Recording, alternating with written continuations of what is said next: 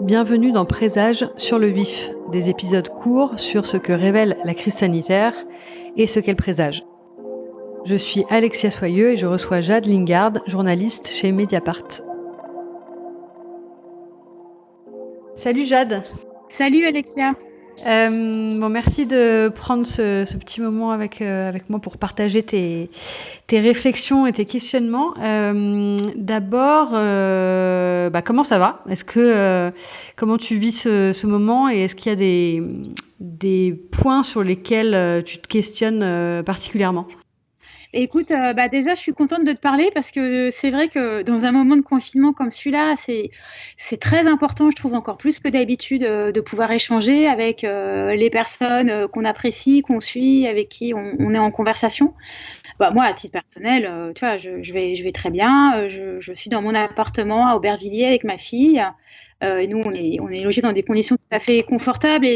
Mais évidemment, ça devient difficile en fait, je trouve aujourd'hui de répondre uniquement pour soi, comment je vais, comment tu vas, parce que moi le quartier où j'habite, il est quand même peuplé de personnes qui vivent dans des conditions de logement beaucoup plus dégradées que les miennes et qui sont confrontées à toute la violence en fait du contrôle social et policier du confinement.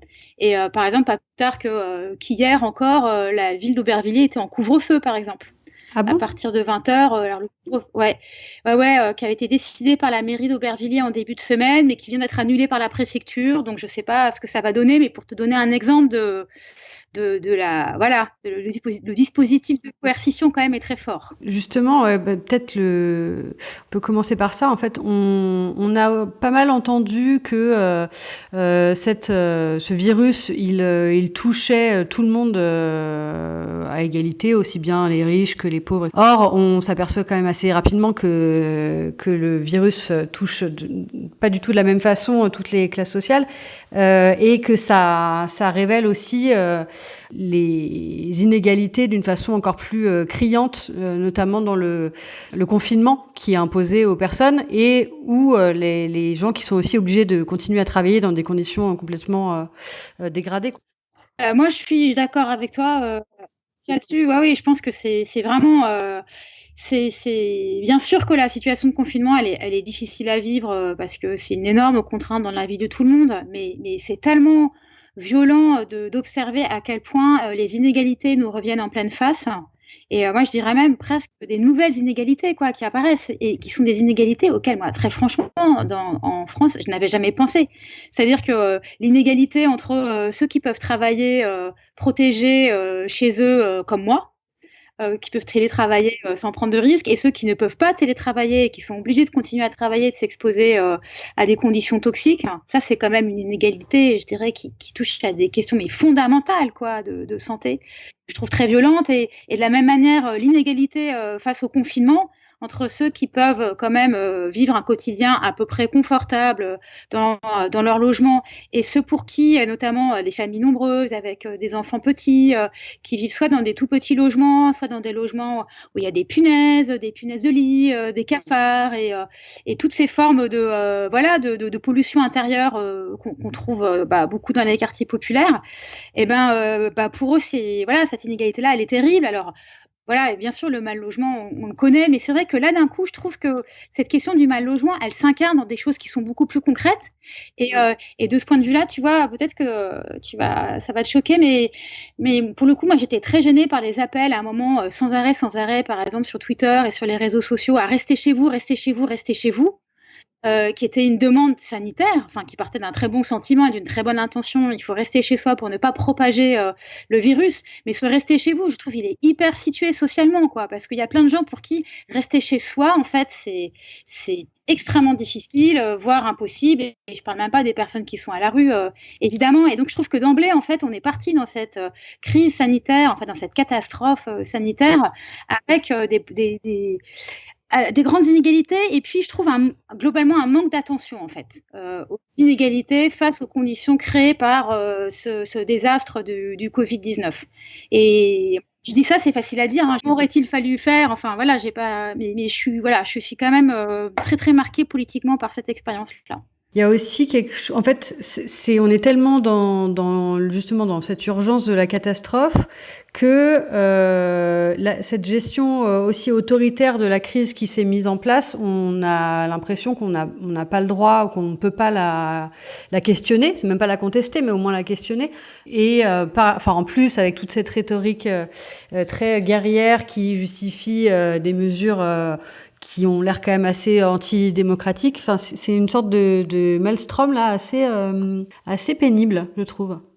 Mais qui est très, moi je trouve, qui à la fois est la marque d'une très faible culture démocratique en réalité, je trouve, dans notre société, et qui en plus affaiblit encore davantage cette démocratie. C'est-à-dire que bon, bah, évidemment, on voit bien la contrainte du confinement, l'imposition du couvre-feu dans certaines municipalités, les votes, les décisions plutôt, enfin, l'action gouvernementale par décret sans délibération parlementaire, et les décisions qui viennent d'être prises pour le gouvernement qui touchent notamment à des choses aussi fondamentales que le droit du travail, pour permettre à des employeurs d'imposer à leurs salariés de poser des congés payés lors du confinement, pour faire sauter le verrou de protection des 35 heures, tout ça sans délibération. Et bon, voilà, beaucoup de gens l'ont dit, c'est assez évident. On voit bien que là, il y a vraiment, enfin, moi je trouve très inquiétant de voir à quel point il y a un état d'exception qui touche très très directement et très rapidement les bases, quand même, les fondamentaux de notre démocratie, qui sont la délibération parlementaire. Mais moi je dirais, pareil, c'est une difficulté à penser, donc j'essaie de le formuler sous la forme d'une question, parce que je ne sais pas ce qu'il faudrait proposer à la place. Mais de la même manière, moi je suis, comment te dire, très aussi, plus que gênée, quoi. Je pense qu'il y a un problème dans la manière dont est-ce qu'à un moment une société s'en remet à une autorité scientifique. Donc là, on a 2 conseils scientifiques depuis quelques jours, qui conseillent le gouvernement, un depuis le début, un plus récemment, qui sont des personnes, qui sont des chercheurs, des médecins, des personnes qu'il faut absolument qu'on puisse entendre et écouter, et qui, par leur connaissance sur à la fois l'épidémiologie, l'état des hôpitaux, l'état de santé, et puis voilà, le suivi médical, quoi, des patients et des patientes, sont des personnes dont il faut absolument écouter le savoir, hein, je dis pas ça. Mais ce que je trouve très problématique, c'est que on n'a pas su, depuis les quelques semaines que cette épidémie a commencé, on n'a pas su créer, en fait, à côté de ces instances scientifiques, je sais pas, des assemblées, en tout cas l'équivalent social, quoi, sociétal, pour d'emblée considérer que, par exemple, une décision aussi grave que la fermeture des écoles, une décision aussi grave que le confinement, et puis maintenant ce qui est en train de se passer en termes de droit du travail, ne pouvait pas se prendre uniquement éclairée par le savoir scientifique, devait se prendre éclairée par le savoir scientifique, mais tout autant par d'autres savoirs, des savoirs sociaux, des savoirs sociétaux, mais en dehors même de la question des savoirs. Enfin, je veux dire, aurait dû faire l'objet de formes de consultation, et que avec tous les outils numériques qu'on a aujourd'hui, il y avait sans doute 1000 manières d'organiser des formes d'assemblées, de forums, je sais pas moi, de conventions numériques, enfin, et ça, on voit bien que ça n'a même pas été tenté. Et tu vois, moi ça, enfin voilà, comme toi, si je sens dans tes questions, ça me préoccupe beaucoup, parce que si on n'est pas capable de tenir les fondamentaux de notre démocratie, mais en plus la nécessité absolue de décider ensemble et au plus grand nombre possible de décisions aussi graves que celles qui ont été prises, et aussi coercitives, encore une fois, et ben moi je trouve ça vraiment fort inquiétant. Et tu vois, je pense par exemple à une interview d'une historienne qui vient d'être publiée sur Mediapart par mon collègue Fabien Escalona. Alors malheureusement, j'ai oublié le nom de l'historienne, et sur le fait que même pendant la Première Guerre mondiale, le Parlement français a continué à se réunir et à délibérer. Donc, alors que c'était pour le coup vraiment une situation de guerre. Et donc, je pense que là-dessus, il faut absolument qu'on s'améliore, quoi, d'ici la fin du confinement. Mais est-ce que c'est pas aussi parce que, puisque l'hôpital public était en si mauvais état qu'on n'avait pas de préparation, pas de masque, pas de test, etc. Finalement, bon, peut-être qu'ils auraient pu se préparer mieux dans tous les cas, mais est-ce que le confinement, c'était pas le dernier recours, vu que tout était, enfin, il y avait rien d'autre de possible, quoi. Non, mais effectivement, non, mais c'est-à-dire que moi, en fait, aujourd'hui, je sais pas si c'était la seule solution possible, mais je n'en conteste pas, comment dire, l'utilité, hein, aujourd'hui, hein. Et ça, là-dessus, je trouve que celui qui en a très bien parlé, c'est Jean-François Delfrécy, qui est membre du conseil scientifique, justement, qui conseille le gouvernement et qui était jusqu'à il y a quelque temps le président du Conseil national d'éthique. Lui, il a très bien formulé. Il a dit, en fait, le confinement, c'est une mauvaise solution, mais c'était la seule solution possible en l'absence de masque et en l'absence de tests. Et que du coup, là, logiquement, il y a eu aussi quelque chose de l'ordre du principe de précaution, en fait, qui a nourri ce confinement. C'est puisque ça risque d'être une épidémie absolument terrible en termes de malades et de morts, donc il vaut mieux confiner tout le monde. Donc ça, je comprends tout à fait cette logique. Mais ce que je voulais dire, c'était que je trouve problématique d'en avoir pris la décision sans prendre au sérieux et sans accorder la même importance aux critères démocratiques, sociaux et d'inégalité dans la décision du confinement. Et que là, pour moi, là-dessus, il y a vraiment un défi énorme qui sont lancés à nos démocraties, mais qui en fait ressemble beaucoup au défi qui est lancé par les dérèglements climatiques. Sauf que là, quelque part, c'est en hyper accéléré parce que c'est une question de santé et qu'il y a des gens qui meurent sous nos yeux. Mais en fait, ce sont voilà, des situations très proches et voilà, ça me frappe beaucoup. Et je pensais, mais il y a plein d'autrices et d'auteurs très importants qui ont travaillé, enfin très importants, en tout cas, qui est très féconds, qui ont travaillé sur ces sujets, mais par exemple, quelqu'un comme la philosophe Isabelle Stengers, elle a beaucoup écrit là-dessus, sur la nécessité absolue de ne pas réduire la réalité à une vérité. Et il n'y a pas que la vérité scientifique, il n'y a pas que la vérité n'existe pas. Il n'y a pas qu'une manière d'interpréter le monde et ce qui nous arrive. Il y a différentes manières qui sont tout aussi légitimes les unes que les autres. Et par exemple, dans le livre qu'elle vient de ressortir ces dernières semaines, qui en fait était plus ancien, Réactiver le sens commun, qui est un bouquin en fait de discussion d'un philosophe mathématicien qui s'appelle Whitehead. Et ben dans ce livre, Réactiver le sens commun, en fait, je trouve qu'elle explique très bien ce qu'elle appelle l'importance de l'imagination. Et elle prend notamment l'exemple des mouvements anti-OGM, où elle dit finalement, pour elle, ce qui a fait que les mouvements anti-OGM ont réussi en fait à bloquer le développement des OGM, bon, en tout cas en France, si on prend juste l'exemple de la France, et ben, ce qui a fait ça, c'est que il y avait d'un côté les scientifiques, les chercheurs qui avançaient sur les technologies de modification des génomes, donc toutes les technologies liées à la fabrication de substances génétiquement modifiées, mais que le problème de ces chercheurs qui le faisaient pour une grande part avec de très bonnes intentions, c'était qu'ils étaient dans un sillon, quoi, sur leur ligne, dans une ornière, c'est-à-dire avec une vision unique, quoi, une monovision de ce qu'ils étaient en train de faire. Et là-dessus sont arrivés des militants et des militantes et qui leur ont opposé en fait plein de problèmes. Mais combien ça va coûter, mais ça rend les paysans dépendants d'un seul groupe, le groupe Monsanto notamment. Peut-être que ça pose des problèmes de santé, ça va accélérer l'unification, l'homogénéisation des parcelles, servir l'agro-industrie. Et en fait, ce qu'elle dit, c'est pas que les militants ils avaient raison contre les scientifiques. C'est pas vrai qu'ils avaient complètement tort, les scientifiques qui travaillaient sur les OGM, mais simplement les militants, eux, en fait, ce qui faisait qu'ils ils n'agissaient pas en scientifiques, c'est que eux, ils imaginaient, y compris les problèmes que pourrait poser cette technologie. Et que c'est dans cette articulation entre savoir et imagination que on fabrique de l'intelligence collective, et c'est comme ça qu'on fait du commun. Elle, c'est ce qu'elle développe sur l'idée du sens commun, c'est que le sens commun, c'est pas que le savoir, c'est aussi l'imagination. Et en fait, il se trouve que j'ai lu ce livre peu avant le début de tout ce désastre de Covid-19, et depuis, ça m'habite parce que je me dis, je suis frappée par l'écart, en fait, voilà, entre ce que quelqu'un comme Isabelle Stengers se dit et la réalité de ce qui se met en place dans notre société. Est-ce que tu penses que cette épidémie a des vertus écologiques ? Ou est-ce que ça te semble pertinent de dire que ça pourrait être... on a beaucoup entendu ces derniers jours que ça serait une chance pour l'écologie, pour le combat, pour le réchauffement climatique. C'est vrai qu'on entend, oui, non, c'est vrai qu'on entend beaucoup ça. Alors, bon, moi, j'ai quand même une prévention contre ce type d'argument parce qu'il faudrait faire. Enfin, moi, je ne veux pas me réjouir de l'existence d'un virus qui, quand même, tue des milliers de personnes. Enfin, je pense qu'il faut quand même faire très attention dans la manière, enfin, dans les mots qu'on utilise parce que. Ceux qui meurent ou ceux qui sont très malades et gravement atteints, c'est quand même des situations vraiment terribles, donc on ne peut pas s'en réjouir en tant que tel, quoi. Mais du coup, moi, la manière dont j'aurais peut-être de le formuler, c'est de considérer que plutôt d'essayer de réfléchir à qu'est-ce qu'on peut faire politiquement, en fait, de ce qui nous arrive avec ce désastre.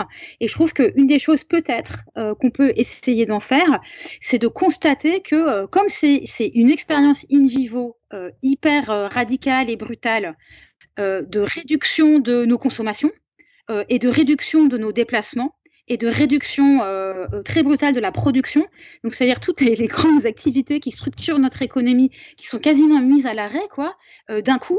Et ben cette situation-là, ben, du coup, elle nous met, elle crée des conditions pour réfléchir au final, de quoi avons-nous besoin? C'est-à-dire, au final, qu'est-ce qui nous est indispensable? Et donc, si en tant qu'écologiste et en tant que critique opposant au système capitaliste mondialisé, si on arrive en fait à profiter en fait de ce moment-là pour dire regardez, peut-être que ensemble on peut profiter de cette mise à l'arrêt malheureuse, douloureuse et cruelle pour re-regarder ensemble de quoi avons-nous vraiment besoin.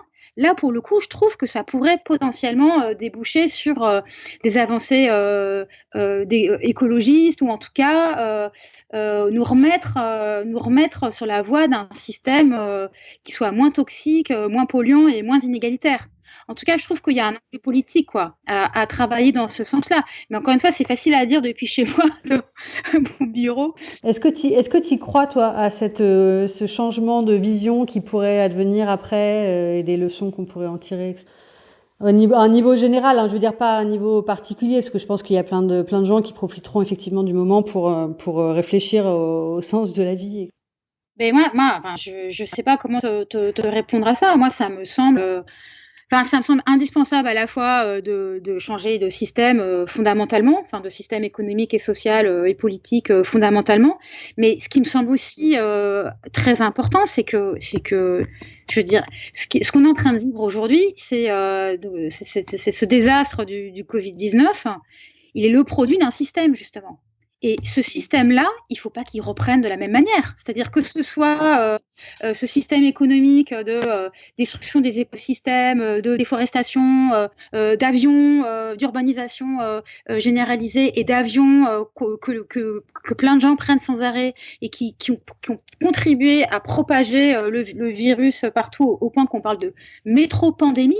C'est incroyable. Je ne connaissais pas cette expression, mais pour désigner le fait que en des endroits très différents du globe, mais quasiment de manière simultanée, une même pathologie se développe parce que en fait, le virus, l'agent pathogène, il est transporté et mis en circulation par par le trafic aérien, quoi, enfin par les passagers, quoi, qui montent dans les avions. Ce système-là, mais aussi, enfin, je dis tout aussi important, hein, le système politique néo-managérial qui depuis 10 ans oblige les hôpitaux publics à faire des économies, à couper sur leur budget, à par exemple déstocker les masques, ces fameux masques que tout le monde recherche aujourd'hui, qui étaient conservés par une même administration, par un même service administratif, mais qui a été en partie démantelé pour que, au nom justement de cette idéologie des économies budgétaires, ben moi, ce système-là, il ne faut pas qu'il reprenne comme il était avant. Enfin, il faut que la douleur de l'expérience qu'on est en train de vivre collectivement avec cette expérience du virus là, il faut que cette douleur-là, elle se transforme en colère, quoi, en colère et en volonté fondamentale de changer ce système. Est-ce que ça va marcher? Moi, j'en sais rien, mais en tout cas, je sais qu'il y a plein de gens qui disent ça aujourd'hui, qui l'écrivent. Il y a des premiers petits réseaux qui commencent à se constituer, des réseaux d'entraide, là, comme le réseau Covid-19, de manière à créer des formes d'auto-organisation face à ce qu'on est en train de vivre. Donc, voilà, c'est sûr que ce sera un combat politique, hein. Ça, pour moi, ce sera un des combats politiques très importants à la sortie de cette période de confinement. Ouais, je suis d'accord et en même temps, je vois aussi, enfin, j'ai l'impression déjà que les plans de relance qui commencent à être mis en place dans les différents grands États ont l'air de pas du tout prendre en compte cet aspect écologique et social des choses. Donc effectivement, ça sera un combat. Il faut que ça soit une révolte en fait, parce que ça viendra pas du haut, quoi. Non, je suis d'accord avec toi. Bien sûr que là, puis on voit déjà, enfin que à partir du moment où c'est les mêmes ministres et les mêmes gouvernements qui sont en place, évidemment que eux vont vouloir reprendre la politique qui était menée auparavant. Mais là, c'est là où il va y avoir le besoin vital, quoi, vital de bouleversement politique pour empêcher le retour à la routine institutionnelle préalable.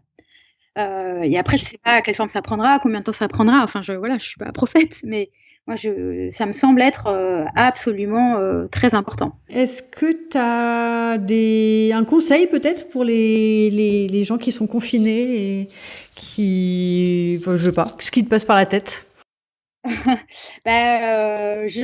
L'idée comme là, à brûle-pourpoint, l'idée qui me vient, je sais pas forcément du côté de la révolte, mais je pense à ce que m'a dit une amie qui s'appelle Barbara et qui travaille notamment sur le rêve et qui défend en fait la possibilité de se rencontrer en rêve et d'être en relation par les rêves, de se donner des rendez-vous dans nos rêves. Et je trouve cette idée à la fois un peu abstraite parce que dans notre culture occidentale, on est très très loin en fait du monde immatériel, le monde invisible est quelque chose par lequel on va très peu. Mais moi, ça me paraît d'être quelque chose à la fois très mystérieux et très beau et je pense un peu possible aussi d'une certaine manière. Donc peut-être glisser cette petite idée comme une petite graine. Dans la tête et le cœur des personnes qui peut-être nous écouteront travailler le rêve. On est confinés dans nos logements, on est contraints de mille manières. Et, dans nos rêves, on va avoir 1000 libertés. Et essayons d'utiliser à plein cette liberté des rêves. Merci beaucoup, Jade. Et merci à toi. Merci beaucoup de votre écoute. Vous pouvez soutenir Présage en partageant les épisodes et en mettant 5 étoiles sur votre application de podcast préférée. N'hésitez pas, si ce n'est déjà fait, à vous abonner à Mediapart. Prenez soin de vous et à très vite.